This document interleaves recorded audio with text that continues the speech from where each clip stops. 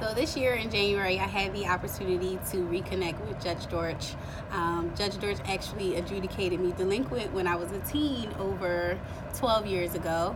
And during that process, I had said to Judge Dorch the day that I was adjudicated that I wanted to be somebody and I wanted to be a lawyer one day, and maybe I would be a lawyer in his courtroom.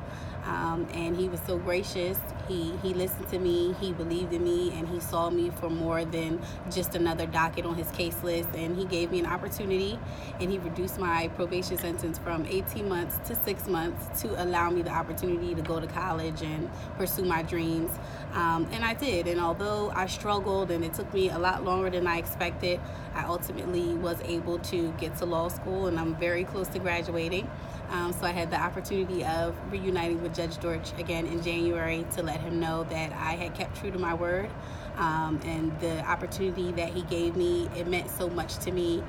To see him as a judge, an African American judge in particular, on the bench and having that representation and knowing that he believed in me highlights how important representation is in the legal field and in all fields.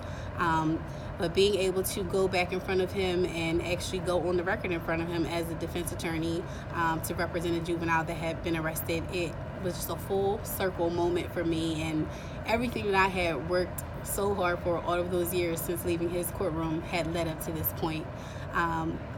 It just was so important for me to go back and show him, you gave me a chance all of those years ago, and I didn't take it for granted.